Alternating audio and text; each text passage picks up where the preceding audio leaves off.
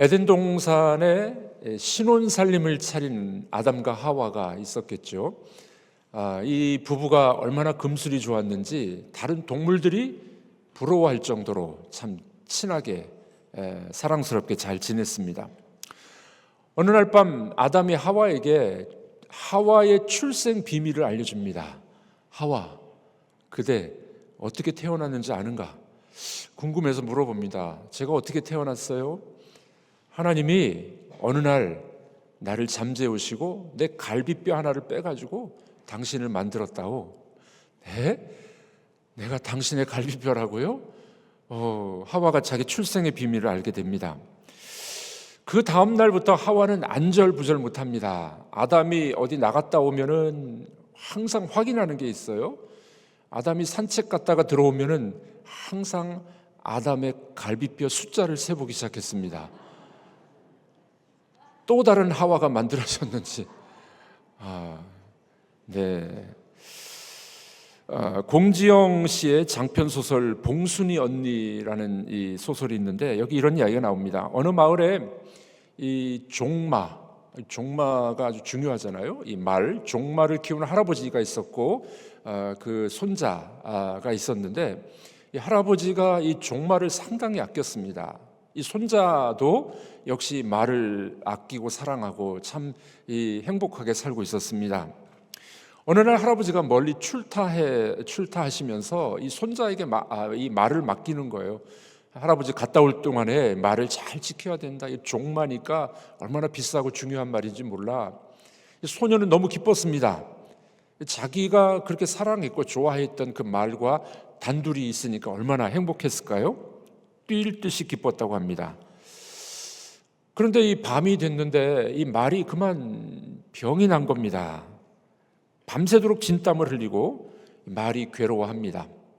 이 소녀는 말을 어떻게 처치할지 몰라가지고 궁금해하다가 이 땀 흘리고 뻘뻘 땀을 흘리는 이 힘들어하는 말에게 찬물을 먹였어요.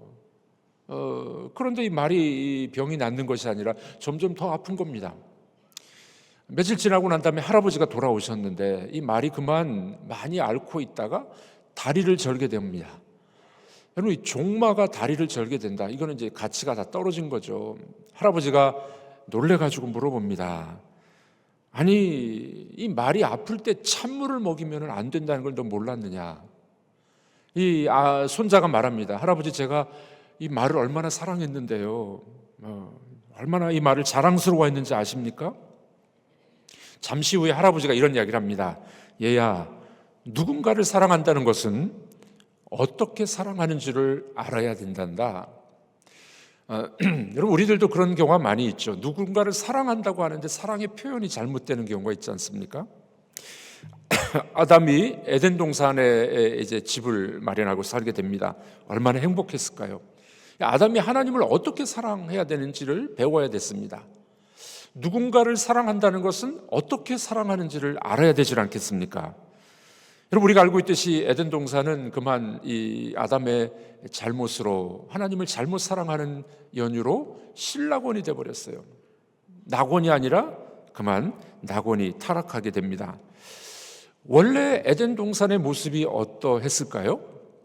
그리고 에덴 동산에 살고 있었던 아담이 어떻게 하나님을 사랑해야만 했을까요? 성경에서는 이 구약 성경과 이 신약을 관통하는 이것을 성경 신학이라고 그러는데 성경 신학자들은 이렇게 이야기합니다. 에덴 동산은 하나의 성전이었다.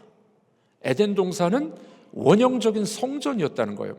우리는 성전은 모세가 지었던 성막, 회막, 그리고 솔로몬의 성전 이런 거를 생각하는데 성경 전체를 잘 살펴보니까 에덴 동산 자체가 성전이었다는 거예요. 왜냐하면 거기는 하나님이 거닐고 계셨죠. 하나님의 임재가 있었습니다. 하나님이 만드신 여러 자연들이 있어요. 그리고 하나님이 만드신 이 사람, 나중에 살펴보겠습니다만 아담은 제사장적 역할을 감당해요. 그러니까 에덴 동산은 성전이었다는 거예요. 성전. 예. 놀라운 거는요, 뒤에 이제 모세가 회막 성막을 짓는데 성막의 바깥들 성소, 지성소 이렇게 구분이 되는데 이것도 이 온 우주의 모습이 거기 다 담겨져 있어요. 그러니까 이 에덴 동산은 하나님이 거하시고 하나님이 세우신 제사장이 있기 때문에 성전이라는 겁니다. 성전. 에덴이 에덴 될 수 있었던 것은 무엇일까요? 오늘 본문은 그 답을 우리에게 주고 있습니다. 하나님이 주신 이 아름다운 세상에서 성도들이 하나님을 예배하고 죄악을 막는 것, 그곳이 성전이라는 겁니다. 자, 그러니까 여러분, 성전은 에덴 동산뿐만이 아니라 우리가 살아가고 있는 여러분들의 가정과 우리 교회도 성전이에요. 하나님이 지어주신 허락하신 이 세상 속에서 우리가 하나님을 예배하고 악한 것들을 막아내는 그곳이 성전이라는 겁니다. 자, 그러므로 이 에덴, 성전이었던 에덴, 이 에덴 동산이 우리에게 뭘 말해주고 있을까요? 우리는 이 말씀을 통해서 하나님이 우리에게 원하시는 성전의 삶이 무엇인지를 함께 배워갔으면 좋겠습니다. 첫 번째로 하나님이 주신 이 아름다운 세상은, 이 아름다운 에덴은 성전입니다. 우리 한번 따라해 보겠습니다. 이 세상은 하나님의 성전입니다. 네, 이 기독교적인 세계관이에요. 우리 그리스도인들이 가져야 될 세계관은 뭐냐? 하나님이 지어주신 이 세상은 성전이라는 마음을 갖고 살아가야 된다는 겁니다. 하나님이 우리에게 땅을 주셨죠? 우리가 살아갈 수 있는 영역을 말합니다. 오늘 15절 말씀 우리 읽어보도록 하겠습니다. 여호와 하나님이 그 사람을 이끌어 에덴 동산에 두어 그것을 경작하며 지키게 하시고. 에덴이라는 뜻은 즐거움, 기쁨이라는 뜻입니다. 에덴은 즐거움과 기쁨. 우리 교회도 기쁨의 교회인데 에덴이네요. 에덴은 기쁨과 즐거움이라는 뜻이 있습니다. 하나님이 에덴 동산을 만드시고 아담을 이끄십니다. 아담이 살 수 있는 영역, 땅, 그 땅을 하나님이 이 아담에게 허락하시죠. 아주 세심한 배려입니다. 여러분, 창세기의 이 창조의 이야기를 읽어보면은 하나님이 인간을 얼마나 배려하신지 몰라요. 해, 달, 별, 지구, 땅, 이런 여러 동물들을 다 만드시고 난 다음에 맨 마지막에 누굴 만듭니까? 사람. 이건 안 어려운 이야기죠. 다 만들어 놓으시고 난 다음에 마지막에 사람을 만드셨어요. 세심한 배려입니다. 만약에 사람을 먼저 만들어 놓으시고 나중에 땅과 지구와 별, 이 동물들을 만드셨다 하면 어떻게 되겠습니까? 사람이 공중에 떠 있을 거예요. 하나님은 모든 걸 다 만들어 놓으시고 준비하고 난 다음에 사람이 살 수 있도록 하시고 난 다음에 사람을 만드셨습니다. 땅을 허락하십니다. 공간을 허락하신 겁니다. 여러분, 우리가 살아가는 우리 가정도 마찬가지입니다. 하나님이 우리 부모님을 우리에게 주셨죠. 하나님의 배려입니다. 하나님이 인도하신 땅과 영역에 우리 가정은 아무리 나쁜 부모라 할지라도, 또 아무리 가난한 가정에 태어났다 할지라도, 또 어떤 경우에는 부모가 원치 않는 임신을 해서 태어난 사람도 있습니다. 어떤 경우에는 부모로부터 환영받지 못하고 태어난 사람들도 있어요. 어떤 경우에는 강간을 당했다든지 어려운 상황 속에서 임신이 된 경우도 있습니다. 그러나 그 모든 것들은 하나님의 이끌어 주심입니다. 하나님은 그렇게 출생한 사람이라 할지라도 계획이 있으시고 하나님은 그를 사랑하십니다. 부모가 우리를 원치 않아서 임신하게 됐다 할지라도 하나님은 우리를 사랑하시는 분이에요. 성경은 뭐라고 말합니까? 젖먹이는 엄마가 그 아이를 잊어버린다 할지라도 나는 너를 결코 잊어버리지 않을 거야. 하나님은 그렇게 우리에게 말씀하신 분이십니다. 그러므로 여러분들, 우리가 우리의 출생과 환경과 가정 탓하지 마시고, 또 억울하게 생각하지 마시고, 그럼에도 불구하고 하나님은 우리를 이 땅에 태어나게 하신 것, 하나님의 은총이라는 걸 잊지 마셨으면 좋겠습니다. 하나님은 의도적으로 아담을 에덴 동산에 두게 됩니다. 그래서 그 에덴 동산에서 안식을 누릴 수 있도록 해 주십니다. 그 이후로부터 우리 인간은 자기 집을 갖고 싶어 하죠. 그래서 다 집 살려고 노력을 많이 합니다. 아이들도 보면은 이 애들이 성장하면서 자기 방을 갖기를 원하죠. 자기 영역을 원하는 거예요. 자기가 나만의 공간, 자기 영역을 우리는 갖고 싶어 하는 겁니다. 그러므로 우리는 진정한 복을 알 수 있다면은 내 영역, 하나님이 나에게 주신 땅과 영역을 잘 기억해 볼 필요가 있습니다. 제가 어렸을 때 서울의 서대문구 쪽에 이렇게 산이 있어요. 금화산이라고 있는 금화 아파트. 옛날에 영세민 아파트입니다. 최초 와우 아파트가 무너지고 난 다음에 세워진 금화 아파트라는 곳에서 살았는데, 그럼 조그마한 아파트죠. 서민 아파트. 그러다 보니까 이 연탄을 떼서 보일러를 했는데 연탄 구들이 있었습니다. 아파트가 그 윗집에 이 화덕, 연탄 그 화덕이 밑으로 내려와 있어요. 저희 집 다락에 올라가면은 다락 밑에 위에 연탄 화덕이 내려와요. 겨울이면 얼마나 따뜻하겠습니까? 거기가 제 아지트였습니다. 손을 대면 너무 따뜻하고, 그 다락방 제가 구슬치기를 잘했거든요. 구슬 따다가 거기다 놓고 딱지치기 해가지고 딱지 갖다 놓고, 저만의 공간.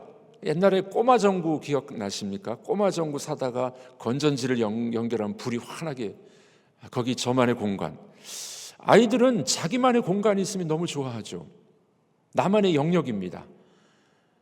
제 막내 아들은 저를 닮아서 있는지 전에 아파트 살 때 맨 꼭대기층이라서 다락방이 하나 또 있었어요. 거실만한 다락방이. 부전자전이라고 제 막내 아들도 자기 자동차 갖다 놓고 뭐 책 갖다 놓고 자기 아지트로 만들었습니다. 사람들은 아이들까지라도 자기 영역을 갖고 싶어 합니다. 우리가 우리 영역을 갖고 싶어 하는 것은 하나님이 에덴을 만드시고 인간에게 거처할 영역을 주셨기 때문에 그런 거죠. 하나님이 허락하신 장소, 그것이 복된 곳인 것을 우리가 믿어야 될 것입니다. 여러분들의 가정이 바로 하나님이 주신 에덴이 될 수 있어요. 여러분들의 직장이 에덴 동산이 되기를 바랍니다. 여러분들이 행하는 모든 현장이 에덴 동산이 돼야 돼요. 하나님이 허락하신 영역이기 때문에 그렇지 않겠습니까? 그러므로 여러분들, 우리가 살아가는 이 삶의 현장, 또 교회, 그것이 복된 장소가 될 수 있습니다. 기뻐하고 즐거워할 수 있어요. 에덴이 뭐라고요? 기쁨, 즐거움이라는 뜻입니다. 하나님이 우리에게 주신 것은 즐거움이요 기쁨이 될 수 있다는 것을 여러분들 믿으시기를 바랍니다. 하나님이 허락하신 배우자가 있지 않습니까? 배우자를 기뻐하셔야 돼요. 별로 표정이 안 좋으시거든요. 우리 신혼부부 빼놓고는 별로 표정이 안 좋아요. 자, 우리 한번 따라해 보겠습니다. 배우자를 기뻐하겠습니다. 하나님이 주신 배우자를 기뻐하고 즐거워하는 것이 하나님의 복이에요. 여러분, 부모님을 기뻐하고 즐거워하는 것, 하나님이 우리에게 주신 영역, 하나님이 우리에게 주신 부모님 기뻐하고 즐거워해야 됩니다. 여러분들, 하나님이 주신 교회를 여러분들이 기뻐하고 즐거워하십니까? 네. 교회도 하나님이 우리에게 주신 영역입니다. 그러므로 우리가 교회를 기뻐하고 사랑해야 되는 거 아니겠습니까? 이것이 바로 그리스도인들이 가져야 될 신앙이요 세계관입니다. 이런 의식이 있어야 가정이 에덴이 되는 거죠. 이런 의식이 있어야 직장이 에덴이 되는 거예요. 마지못해서 직장에 나가고 마지못해서 일을 하고 하나님이 주신 영역 속에서 우리가 즐거워하고 기뻐하는 곳, 그것이 에덴 동산이 될 줄로 믿습니다. 아담과 하와는 에덴 동산을 즐겁게 받았습니다. 15절 말씀에 보면은 그 사람을 이끌어 에덴 동산에 두어, 에덴 동산에 두었다라는 단어는 쉬다라는 단어하고 똑같아요. 에덴 동산에 쉬게 하셨다. 에덴 동산에서 에덴을 돌보면서 그들은 안식을 누릴 수 있었어요. 휴식을 누릴 수 있었습니다. 쉴 수가 있었습니다. 안식처가 된 것이죠. 그러므로 에덴 동산은 하나님이 계셨고 쉴 만한 장소였고 하나님을 경배하고, 그러므로 그곳이 뭐라고요? 성전이에요. 성전. 에덴은 성전이었습니다. 성전에서의 삶은 쉼이요 기쁨이 돼야 되는 겁니다. 여러분들의 가정이 성전이 되시길 주님의 이름으로 축복합니다. 우리 교회가 안식의 터전이 되길 주의 이름으로 축복합니다. 여러분들의 직장이 에덴이 되기를 주님의 이름으로 축복합니다. 왜냐하면 그곳에도 하나님의 임재가 있고 우리가 제사장적 역할을 감당하면서 충실히 일을 할 수 있는 곳, 그곳이 바로 성전이 될 수 있다는 걸 잊지 마시길 바랍니다. 자, 그러면 구체적으로 이 에덴 동산 성전에서 이 아담의 역할은 뭐였을까요? 아담이 무슨 일을 했을까요? 두 번째로 이 아름다운 세상 속에서 성도는 왕을 섬기는 제사장이에요. 우리는 제사장이에요. 아담을 제사장으로 만드신 하나님이 동일하게 우리도 왕을 섬기는 제사장으로 우리를 만들어 주셨다는 겁니다. 여기 15절에 보니까 하나님이 아담에게 동산을 경작하며 지키게 하셨다라는 단어가 나옵니다. 이게 바로 아담의 임무죠, 역할이죠. 우리 15절을 다시 한번 읽어보겠습니다. 여호와 하나님이 그 사람을 이끌어 에덴 동산에 두어 그것을 경작하며 지키게 하시고, 경작하며 지킨다 이 단어가 구약에서 약 15번 정도 나오는데 이 단어는 항상 어떻게 쓰였냐면은 섬기고 보존하다, 그리고 이 성막에서 봉사하고 성막을 지키다, 요 단어하고 똑같이 사용이 됩니다. 요 단어와 똑같아요. 그러니까 경작하며 지키다라는 것은 세상을 다스리고 경작한다라는 의미도 있지만 본래적인 의미는 뭐냐면은 제사장으로서 성전을 지키고 보호하는 역할, 제사장의 역할이라는 겁니다. 민수기 3장 7절 8절에 보면은 이 제사장의 임무를 이렇게 이야기하죠. 우리 민수기 3장 읽어보도록 하겠습니다. 그들이 회막 앞에서 아론의 직무와 온 회중의 직무를 위하여 회막에서 심우하되 곧 회막의 모든 기구를 맡아 지키며 이스라엘 자손의 직무를 위하여 성막에서 심우할지니. 제사장의 역할을 말하죠. 성막에서 심우하고 기구를 맡아 지키며, 그 직무를 심우해라. 이거 똑같은 단어예요. 똑같은 단어. 자, 그러니까 아담을 에덴 동산을 경작하고 지키다라는 말과 제사장이 성막을 지키고 심우한다는 단어가 같아요. 무슨 말입니까? 아담이 곧 하나님을 예배하고 에덴을 지키는 제사장 역할을 했다는 거예요. 제사장 역할.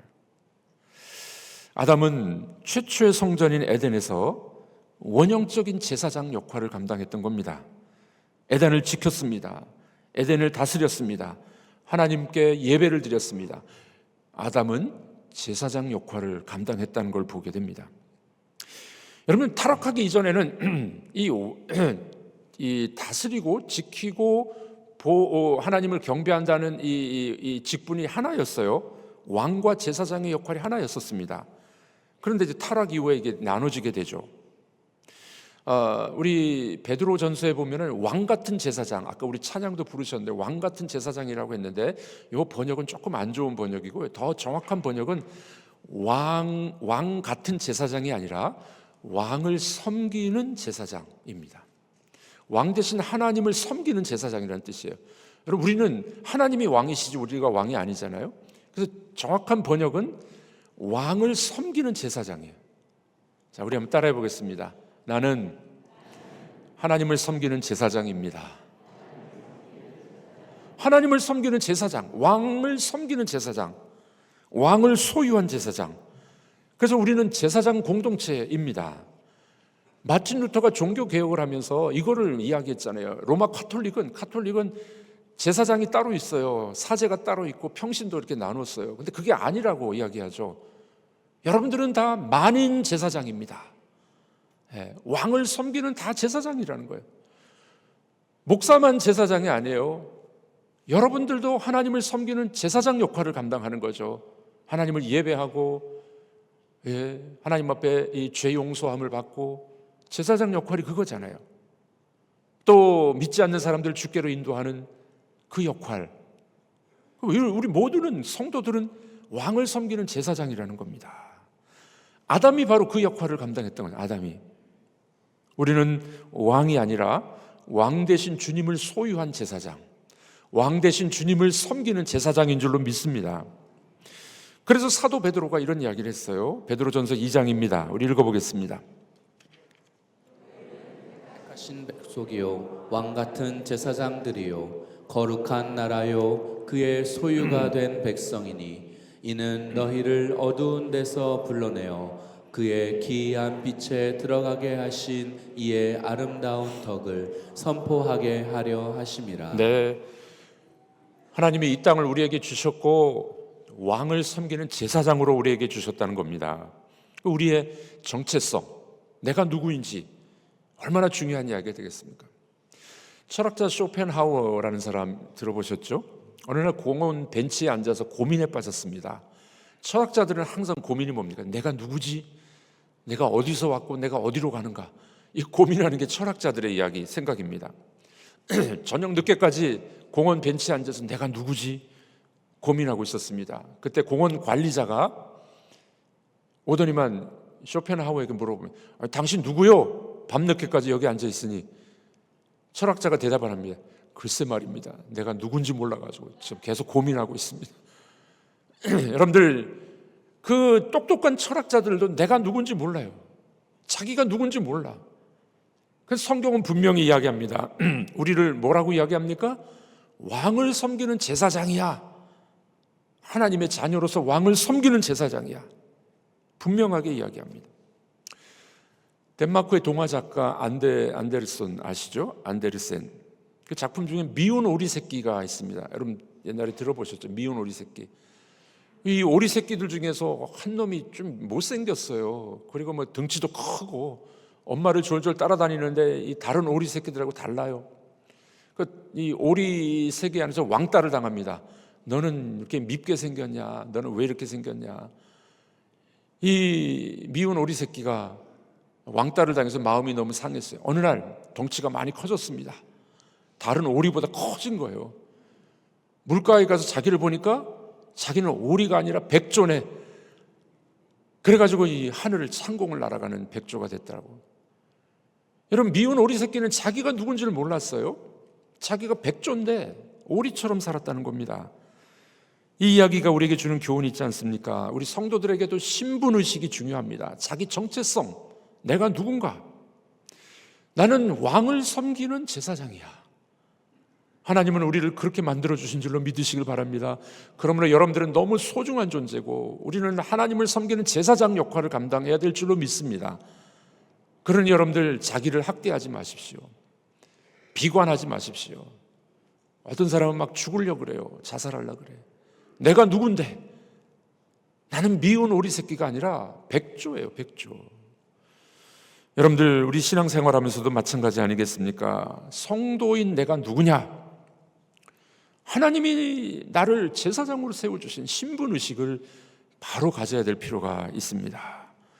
그렇지 않으면 미운 오리 새끼처럼 세월을 허송할 수가 있습니다. 어떤 여인이 아들을 낳고 너무 기뻐가지고 이름을 짓는데 고민하다가 이사야 60장에 일어나라 빛을 발하라. 너무 귀한 말씀이에요. 그래서 아들의 이름을 발할 발자에 빛광자를 썼습니다. 바로 성은 김씨, 김발광. 뜻은 좋은데 이게 발음이 안 좋네요. 어느 집에 아들만 넷이었는데 그러다가 딸을 5번째 딸을 낳습니다. 얼마나 귀한 딸이 되겠습니까? 엄마가 그래서 귀한 딸이다, 귀녀 이렇게 이름을 지었어요. 근데 안타깝게도 성이 방씨였습니다. 방귀녀. 은행에 가서 이 방귀녀 씨 이게 너무 창피해가지고 한 은행만 갔답니다. 이름을 부르지 않는 은행만 갔답니다.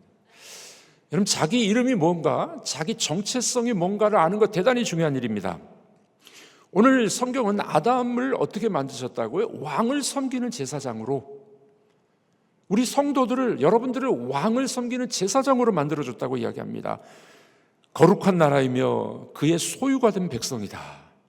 여러분들, 우리는 우리의 이름, 우리의 정체성에 걸맞는 삶을 살아가야 됩니다. 그때 우리 성도들이 존귀한 제사장 역할을 감당하게 될 것이죠. 자, 그럼 마지막으로 이 왕을 섬기는 제사장의 사명이 있겠죠. 사명이 뭘까요? 세 번째로 그 사명은 이겁니다. 우리의 사명은 하나님을 예배하고 자랑하는 거예요. 따라해 보겠습니다. 우리의 사명은 하나님을 예배하고 자랑하는 겁니다. 에덴 동산 우리에게 주신 성전 같은 이 세상 속에서 우리는 제사장 역할을 감당하는 거예요. 그런데 우리가 어떤 사명을 갖고 있다고요? 하나님을 예배하고 자랑하는 사명이 우리에게 있는 겁니다. 베드로전서 2장 9절 우리 하반절은 이렇게 이야기합니다. 우리 읽어보도록 하겠습니다. 그의 기이한 빛에 들어가게 하신 이의 아름다운 덕을 선포하게 하려 하심이라. 그의 기이한 빛의 나라, 하나님의 나라에 들어간 우리들을 어떻게 한다고요? 그분의 그 선하심을, 그분의 덕을 선포하라고. 우리의 사명이에요. 왕을 섬기는 제사장의 사명은 뭐라고요? 하나님의 그 기이한 덕을 선포하는 거예요. 세상 속에 자랑하는 겁니다. 자랑하는 거예요. 전에는 백성이 아니었었습니다. 전에는 죄인이었습니다. 탕자와 같이 집을 나갔던 죄인이었습니다. 죄로 인해서 죽을 수밖에 없었던 죄인들이었던 우리를 살리신 그 하나님, 우리를 그리고 제사장으로 삼아주신 하나님, 그 은혜를 자랑하고 덕을 선포하라고 우리에게 사명을 주신 겁니다. 그러니 우리 성도들의 삶은 이 하나님을 간증하는 거예요. 하나님을 자랑하는 거예요. 네. 사람은 좋은 게 있으면 자랑을 하죠. 예, 자랑하게 돼 있습니다. 제가 옛날에 결혼할 때 좀 늦게 결혼했어요. 예전에는 33살, 좀 늦은 나이에 결혼했죠. 첫 아들을 낳으니까 너무 좋았습니다. 그 제가 뭐 사진을 갖고 다니다가 사람에게 막 보여주더라고요. 나도 모르게 막 사진이 나와. 외국인들에게 막 내 아들이라고. 여러분 좋은 맛집을 다녀오시면 꼭 자랑하시죠. 어우 거기 갔더니 너무 맛있다고. 요즘엔 카페가 유명해가지고 좋은 카페를 갔다 오시면 꼭 자랑합니다. 자기가 좋으면 자랑하게 돼 있어요. 자기도 모르게 자랑해요. 우리 할머니 할아버지들 동영상, 사진, 카톡, 손자 자랑 5만 원 내놓고 하세요. 5만 원 내놓고. 옛날엔 10,000원이었는데 5만 원 올라갔습니다. 좋으면 자랑하게 돼 있어요. 여러분 우리 제사장인 우리 성도들에게 하나님이 요구하는 게 있습니다. 그 하나님을 좀 자랑하라는 거예요. 간증하라는 거예요. 여러분 하나님이 정말 좋으십니까? 하나님이 여러분들을 왕을 섬기는 제사장으로 삼으신 거 기뻐하십니까? 그러면 하나님을 자랑하라는 거예요. 그분의 아름다운 덕을 선전하라. 그분의 놀라우신 은혜를 좀 자랑하라. 이게 바로 성도들이 이 땅을 살아가면서 우리가 해야 될 중요한 일입니다. 에디스 쉐이퍼 여인인데 쉐이퍼 박사님의 부인입니다. 어느 날 그 집에 거지가 한 명 찾아옵니다. 뒷문으로서 문을 두드리죠. 배가 고프니까 빵을 좀 주십시오. 커피 한 잔만 주시겠습니까? 이 여인이 여사가 그 거지를 식당으로 자기 방 안으로 모시고 들어옵니다. 앉으라고 하고 아주 만찬을 차려주는 거예요. 따뜻한 스프도 끓여주고 두툼한 샌드위치도 해주시고 커피도 끓여주고 또 장식까지 꽃까지 막 아이들이 시켜가지고 꽃다발도 가져오라고. 이 거지가 그 여인의 집에 들어가서 왕대접을 받는 거예요. 왕대접을. 놀란 거지만 숨이 막힐 지경이었다고 합니다. 이 모든 게 저를 위한 겁니까? 그럼요. 제가 커피도 이제 따뜻하게 끓여줄 겁니다. 그리고 이 요한복음이라는 책인데 한번 가서 읽어보십시오. 너무 중요한 책입니다. 이 왕 같은 대접을 받은 거지 얼마나 행복했을까요? 그곳이 바로 하나님 나라가 임한 곳입니다. 특별히 대접을 한 이 여인이 마음속에 사랑과 평화가 가득 찬 하나님 나라를 경험했다고 합니다. 여러분들 이 이야기가 우리에게 뭘 이야기해 줍니까? 거지를 왕처럼 대접하는 사람은요 모든 사람을 왕처럼 대접할 수 있을 거예요. 거지를 거지같이 대접하는 사람은 모든 사람도 거지같이 대접할 겁니다. 우리는 왕을 소유한 하나님의 제사장입니다. 그러므로 우리의 사명은 하나님을 섬겨드리고 세상을 섬기고 하나님을 자랑하는 그런 성도들이 되어야 되지 않겠습니까? 이 아름다운 세상 속에서 여러분들의 가정 속에서 직장 속에서 여러분들은 왕을 섬기는 제사장이라는 걸 잊지 마십시오. 그리고 하나님을 예배하고 섬기듯이 이웃을 사랑하고 여러분들이 섬기는 제사장 역할을 감당하길 바랍니다. 그때 하나님이 우리를 이 아름다운 세상 속의 성전 속에서 하나님을 경배하고 예배하는 사람들로 만들어 주실 것입니다. 그분을 높여드리시길 바랍니다. 그분의 이름을 자랑하시길 바랍니다. 그렇게 살 때 여러분들의 가정과 또 직장과 우리 교회가 하나님의 성전이 될 줄로 믿습니다.